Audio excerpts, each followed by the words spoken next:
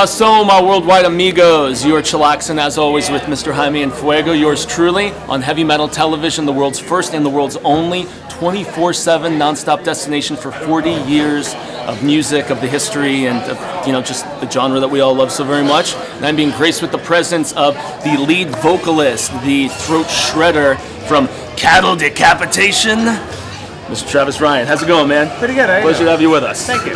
Righteous, righteous. So a lot of people may hear a name like cattle decapitation and immediately connotations come about, you know, assumptions and things of that nature. They may think you guys are something along the lines of like, you know, Ted Nugent type, or, you know, someone who's like championing, you know, the dismemberment and, you know, destruction of animals and stuff like that, when in all actuality it's kind of a role reversal. Care to talk about that a wee bit? That's because people have forgotten what irony is. Yeah.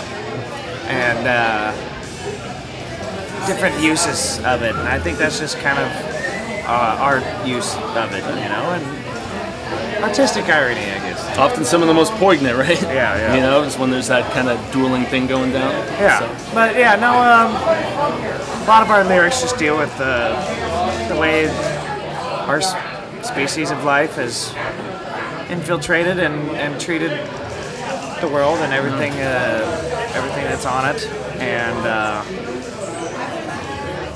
personal responsibility. Yeah, which probably lots of people don't have and exude, unfortunately. Yeah. One of the least metal things you could probably talk about, but whatever. Well, that's the thing. I think that a lot of metalheads are misunderstood. People think of us as like Neanderthals and things of that nature, but at least in the last decade or so, I've seen a much more massive shift to, you know, more about sophistication, intellect, forward thinking, exactly. Yeah.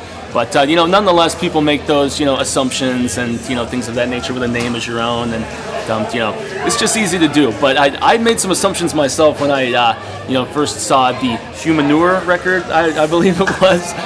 It was your second one for Metal Blade. I know lots of people probably had their initiation with you guys for the How to Serve Man, which was so killerly titled from the Twilight Zone episode. But the cover for Humanure, literally human pieces inside the cow excrement. It was, you know, nice and poignant. It really got the message across, and, you know, not just surprising but shocking, and the message you guys were to the trying point, to convey. Yeah, a little to the point. You know, that actually wasn't our idea. That was that was kind of a whole Metal Blade thing. Yeah, well, no. Actually, Metal Blade doesn't have anything to do with any of that stuff.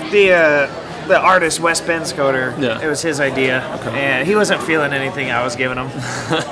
So you have to at least give in your personal 2 cents, and if need be, just let the guy run with it. Well, the thing is, I found is the best way to get something quality out of somebody is to invite them in and make them the fifth member.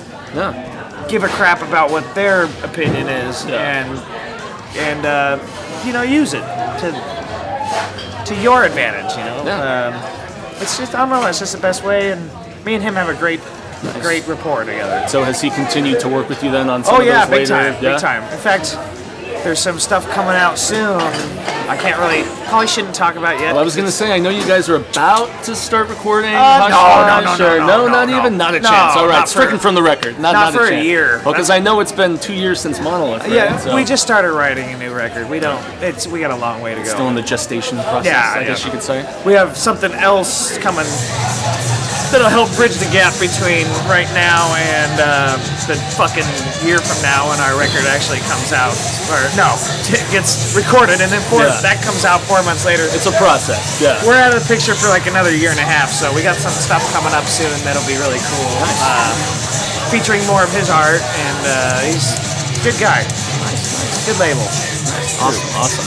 Well, yeah, I must admit, you know, the message got across to me as far as, you know, just human responsibility and things of that nature. It's, you know, something that all of us need to take into account and take responsibility for. And, you know, it was actually in the music video that I'm not sure if we're going to jump into it right now. We're jumping into one of your videos here right after we get done with this.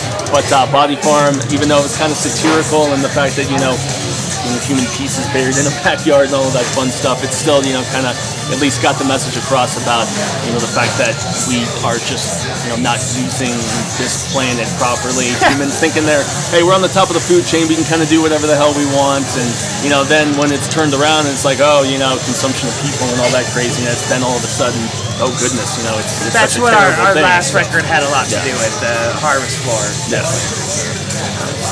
Well, I want to extend a grande gracias to you, sir. Thank you so very much for taking the thank time you. to chat with us, Thank you. man. Absolutely. And we're jumping right into some cattle decapitation as we speak. So, a grande gracias to this gentleman and his band for taking the time to speak with us. And stay metal, y'all. Thanks for joining.